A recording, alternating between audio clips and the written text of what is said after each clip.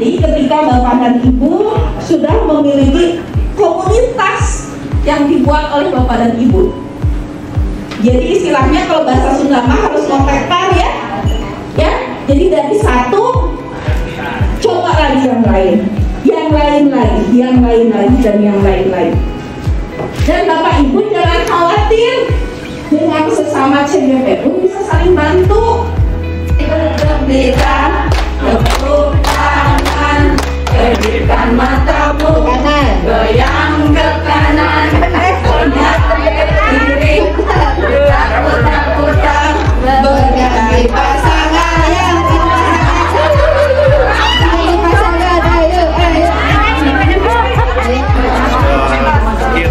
osis kita. 9, 8, 3, 2, 1.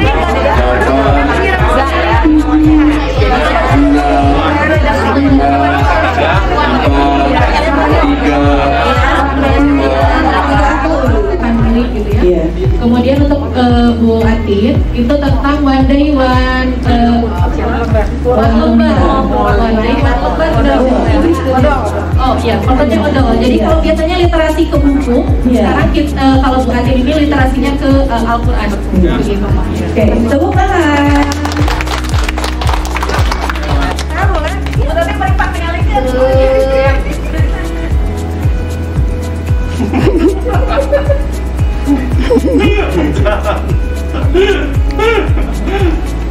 Lama-lama banget.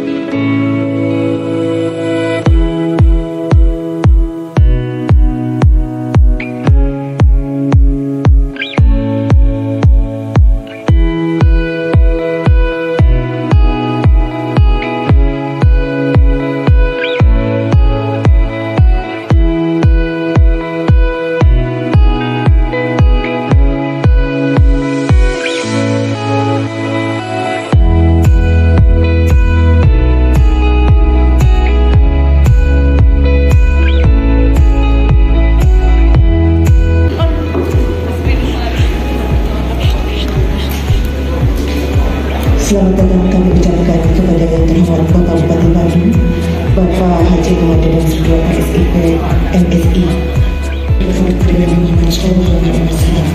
sehingga kita dapat berkumpul bersama-sama dalam acara pembukaan Festival Panen Hasil Belajar Program Guru Penerap Angkatan 2 Kabupaten Bandung tahun 2021. Adapun susunan acara pada hari ini adalah sebagai berikut. Yang pertama adalah pembukaan, kedua mendengarkan lagu kebangsaan Indonesia Raya, ketiga pembacaan doa, keempat laporan panitia penyelenggara, kelima sambutan kepala Pempat TKPK dan PLB, keenam sambutan Bupati Bandung dilanjutkan peresmian pembukaan acara, yang ketujuh selesai dilanjutkan peninjauan hasil belajar guru penggerak. Marilah kita buka acara ini dengan ucapan basmalah bersama-sama. Bismillahirrahmanirrahim.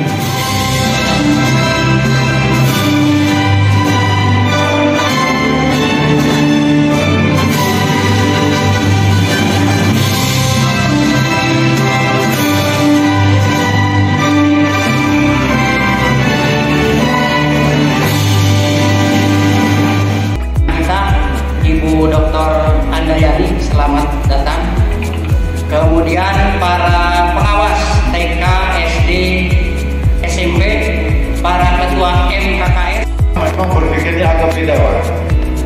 Karena kalau kita merujuk pada surat Sekretaris Dirjen GTK, Prof. Nunu, dan disampaikan kepada seluruh bupati dan seluruh gubernur bahwa sistem rekrutmen untuk menjadi kepala sekolah yang selama ini berjalan kemungkinan akan berakhir di tahun 2021. Penggantinya adalah sistem rekrutmen baru yang regulasinya sekarang masih sedang dalam penggodokan. Pada tahun 2022 nanti sangat potensial di dalam regulasi itu mempersyaratkan adanya sertifikat guru penggerak. Assalamualaikum warahmatullahi wabarakatuh.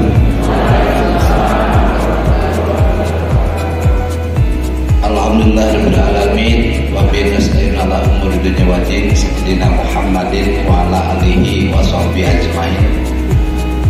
Robi sholli wa yassir amri wa datang milisani ya kau la haula wala quwwata illa billahil aliyyil azim. Yang saya hormati Pak Dr. Agus Mulyadi selaku mewakili Kepala PPTK PLB Kemendikbud. Yang saya hormati yang mewakili Kadisdik Provinsi Jawa Barat. Yang mana ya? Buat ini nih. Oh ya. Bu Andayani Ratnawati ya. Bantu buati produk lagi.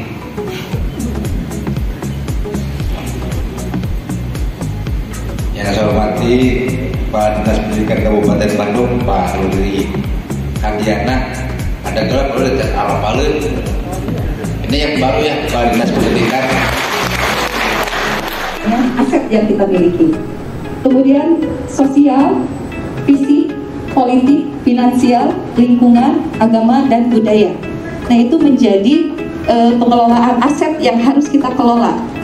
Bagaimana suatu sekolah mengelola suatu aset yang dimiliki menjadi suatu kekuatan yang akan dijadikan sebuah program yang berpihak pada murid. Kemudian yang terakhir, nah setelah sekian rangkaian dari mulai filosofi Ki Hajar Dewantara sampai tadi pengelolaan aset yang dimiliki oleh sekolah, nah ini suatu puncak yang mengerucut dari sistem tadi ya, dari mulai filosofi Ki Hajar Dewantara, nilai guru penggerak, dan pengelolaan aset, muncullah suatu tech management program dan take aside over student. Budaya peduli lingkungan sekolah. Lingkungan. Kenapa bisa kami mengambil seperti itu? Karena dasarnya ada 7 aset, tadi sudah jelaskan dalam paparan materi. Di sana dimasukkan kami 2 sisi aset yang paling berharga, yaitu aset lingkungan dan manusia. Ini semuanya kami lakukan murni berpusat pada murid dan dilakukan oleh murid. Itu nilai ekonomis yang kami lakukan hasil kolaborasi dari semua pihak. Saya cek di linknya, ternyata memang betul seperti itu laporannya. Kemudian tadi sudah melakukan beberapa ibarat. Nah, untuk yang terakhir murid mempresentasikan. Nah, ini Bapak Ibu, ketika mereka mempresentasikan gitu ya, oh ternyata anak-anak kita yang muslim terutama itu daya tangkap terhadap ayat-ayat itu memang harus terus dibimbing, dan ini yang menjadikan tantangan bagi saya untuk terus maju melaksanakan kegiatan ini. sebagainya. Wassalamualaikum warahmatullahi wabarakatuh.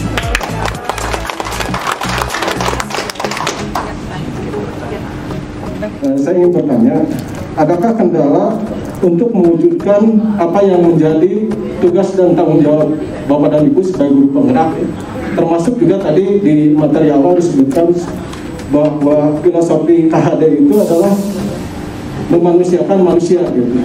Sedangkan pada kenyataannya sekarang bahwa masa pandemi ya, pembelajaran PJJ atau sekarang PTMT bertemu hanya dengan beberapa anak yang mana pembelajaran pun bisa full.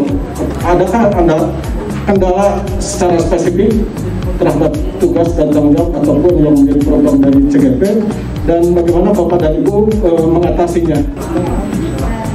Saya mungkin tidak bertanya ya.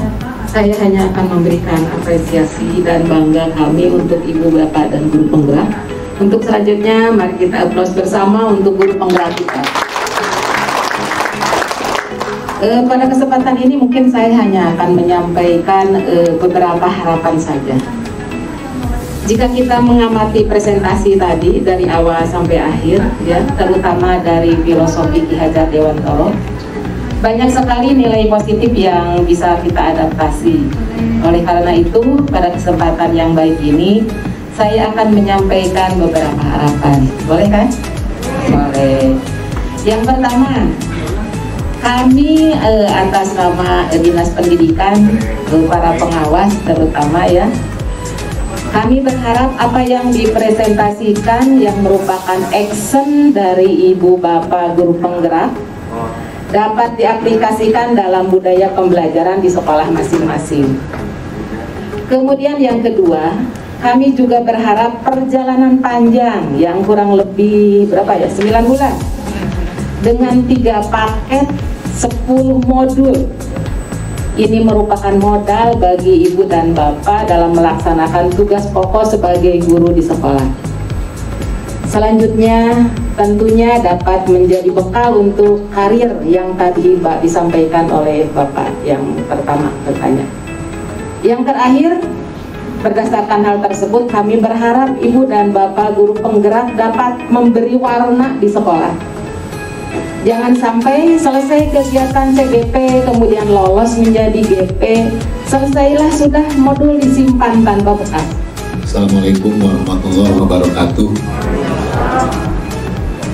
Saya Ketua APSI Kabupaten Bandung merasakan rasa bahagia yang luar biasa dengan kehadiran calon-calon guru penggerak di Kabupaten Bandung pada khususnya, dan ada beberapa di antaranya sebagai calon guru penggerak di kecamatan kami.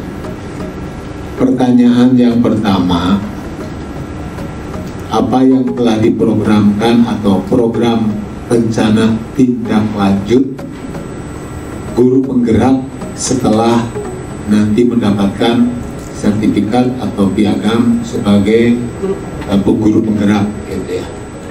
Untuk mengenai kegiatan mau kemana CGP ini harus diapakan setelah menjadi PP, setelah menjadi guru penggerak ya, setelah jadi GP mau diapakan? Tentunya kalau sangat sayang sekali kalau dibiarkan Pak ya. Begitu sumber daya manusia yang begitu hebat, terutama dalam mindsetnya kan yang pertama yang dirubah di sini dalam mindset dalam pembelajaran seperti apa. Kalau dibiarkan begitu saja sangat sayang sekali. Dan saya sangat-sangat mengapresiasi kepada Bapak pengawas, Ibu pengawas yang ada di Balai Endah. Itu Masya Allah, mereka sudah memfasilitasi para CGP-nya. Ayo, apa yang harus bisa kami lakukan? Apa yang bisa kami lakukan? Program apa yang bisa kami lakukan untuk para CGP ini setelah lulus menjadi GP? Karena setelah melihat perjalanan kami sebagai PP, Masya Allah sangat kagum dengan para CGP kami yang luar biasa, dengan waktu yang dicepet-cepetnya. Ayo cepetin, harus ada apa aksi nyatanya, ternyata bisa dalam waktu yang singkat bisa untuk membuat aksi nyata. Nah, semoga ini menjadi role model ya, yang odol, yang apa Pak Sulaiman ekobrik, dan yang lainnya juga. Semoga itu menjadi dasar untuk Bapak dan Ibu. Saya harus bagaimana nih untuk kedepannya supaya GP ini bisa difasilitasi supaya bisa berdaya juga di daerahnya masing-masing. Nah, Bapak Ibu nanti setelah selesai 9 bulan mereka mendapat sertifikat, mereka itu dituntut untuk membuat program. Nah, program itu nanti berkolaborasi dengan pengawas di kecamatan masing-masing. Nah, langkah baiknya kita selaku pengawas welcome, membuka hati, membuka pikiran untuk menerima mereka, untuk berkolaborasi, untuk merealisasikan program-program kita. Program pengawasan banyak ya Bapak Ibu ya. Nah, sedikit mungkin akan terbantu dengan keberadaan mereka. Rangkulan mereka masukkan dijadikan partner kerja kita untuk melaksanakan pembinaan di sekolah binaan kita masing-masing. Saya tuntut untuk CGP saya untuk membuat program selanjutnya setelah mereka selesai. Program yang tentunya yang untuk mengaplikasikan, untuk mengedukasi, untuk mendiseminasikan hal-hal yang mereka terima, mereka pelajari di program ini selama 9 bulan untuk diseminasikan minimal untuk di lingkungan sekolahnya dulu. Kalau sudah lingkungan sekolah, baru menyebar ke komunitas lainnya, baik itu di tingkat gugus ataupun di tingkat kecamatan. Mungkin itu saja ya Pak, tambahan dari saya. Kita patut berbahagia. Yang kedua tentang RPP. RPP betul Pak Menteri menggobor-goborkan cekap usaha dan ditiru langkah sebagainya. Nah itu mungkin sebagai penyemangat Pak Menteri untuk buru-buru dalam masa pandemi ini, mungkin dengan beban yang banyak mungkin diberi solusi seperti itu. Tapi kaitannya dengan pembelajaran diferensiasi, bahwa anak itu kan unik, anak memiliki karakter yang berbeda antara yang satu dan yang lainnya. Pola kita mengajar yang dulu-dulu kita menerapkan satu pola, satu metode atau strategi. Sedangkan anak-anak dengan berbagai karakter di dalam kelas. Kalau di dalam kelas ada 30, berarti ada 30 karakter. Nah, oleh CGP yang kemarin pelajari di modul, itu harus difasilitasi ke 30 karakter itu. Makanya dibuatkan desain kerangka pembelajaran berdiferensiasi. Jadi ada membedakan. Pembedaannya dalam apa? Pertama mungkin dianalisis dulu kompetensi mereka, bakatnya, minatnya. Kemudian ditentukan strategi dan metodenya untuk solusi dari karakter tersebut. Jadi untuk kedepannya mungkin insya Allah kita kembali pembelajaran normal. Ya mungkin RPP tidak cukup hanya 1 lembar saja. Itu tergantung kreativitas yang bisa dari guru tersebut atau guru di kelas masing-masing. Yang pasti nanti pembelajaran diferensiasi akan dikenalkan. Sebetulnya udah waktu itu, ini bukan hal yang baru sebetulnya. Ya sudah dari dulu seperti itu, anak ditangani sesuai dengan hambatannya, dengan kemampuannya, ya, dengan kesulitannya, dengan minatnya sebetulnya. Kan itu masuk ke nilai-nilai inklusif, ya, pendidikan inklusif kan seperti itu. Tapi kita mohon maaf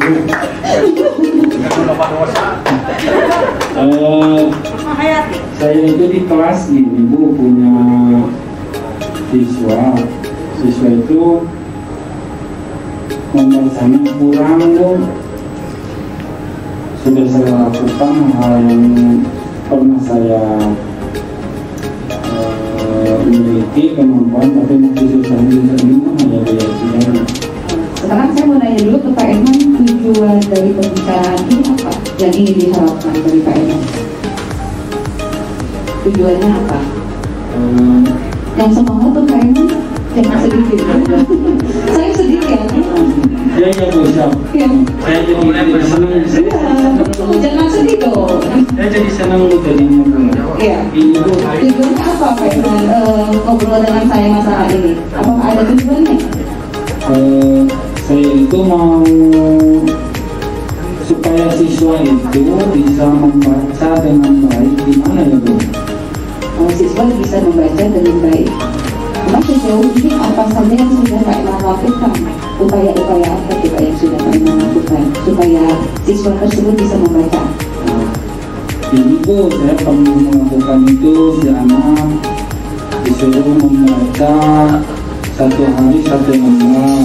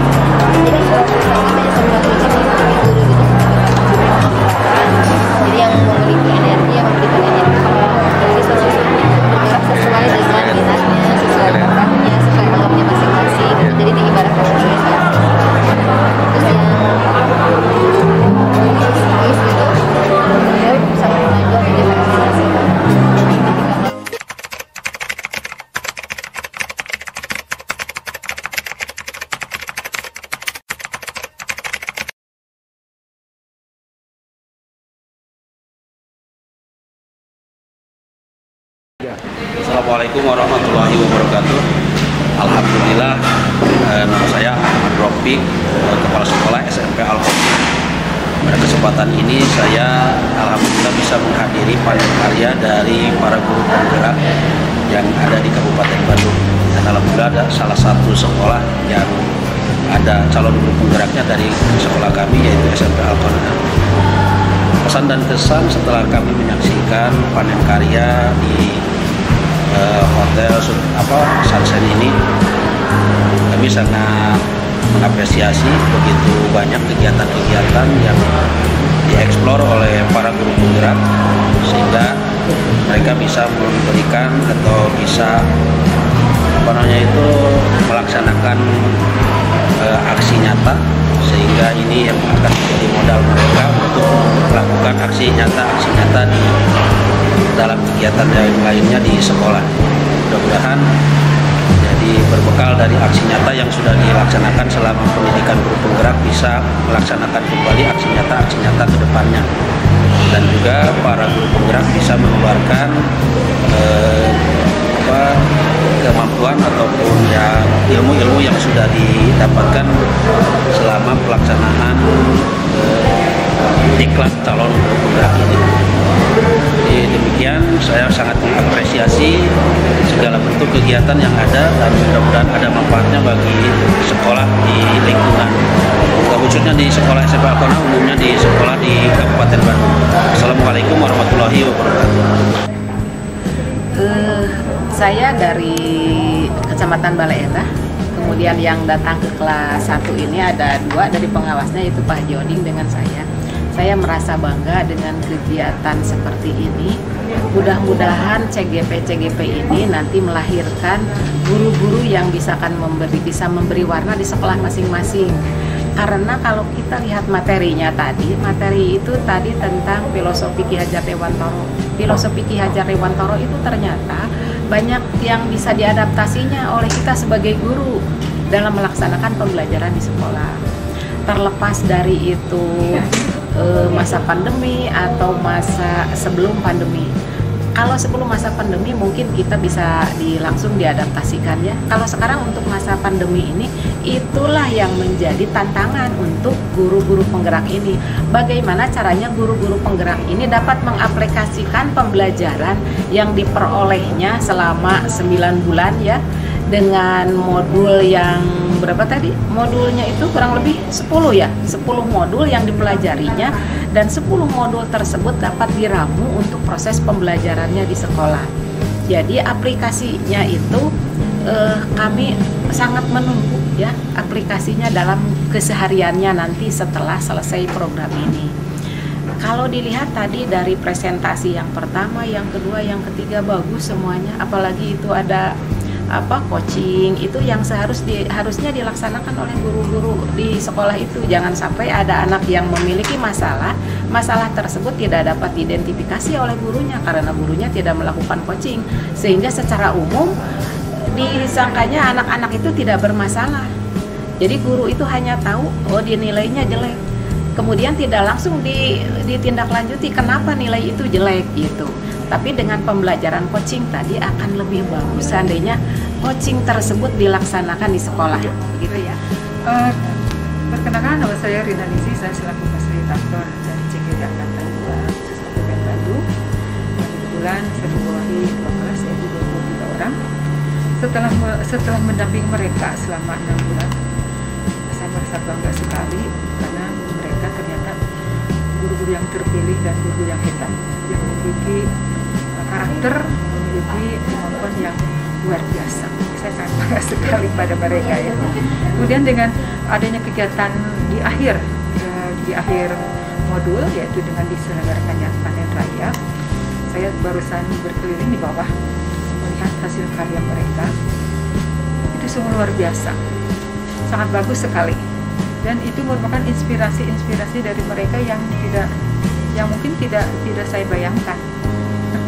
Semuanya bagus-bagus, menginspirasi, terutama hasil aksi nyata mereka, khususnya di modul 3.3 itu semua sudah tersedia, sudah ada di depan mata.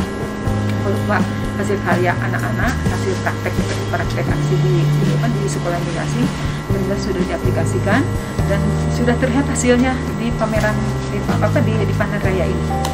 Setelah berkeliling ke semua stand, itu rata-rata para CGP sudah menampilkan hasil belajarnya yang selama 6 atau 7 bulan ini, yang sudah direfleksikan, dinyatakan itu dalam bentuk karya-karyanya, berupa laporan kegiatan mereka selama di LMS, bentuk kegiatan mereka pendampingan oleh PP-nya di sekolah masing-masing. Saya sekali lagi sangat berbangga terhadap mereka. Semoga aset yang berharga ini bisa dimanfaatkan oleh Dinas Pendidikan Kabupaten Bandung, yang khususnya oleh sekolahnya masing-masing atau sekolahnya yang ada di lingkungan masing-masing. Janganlah mereka dibiarkan untuk tidak bermanfaat ya, tapi harus dimanfaatkan.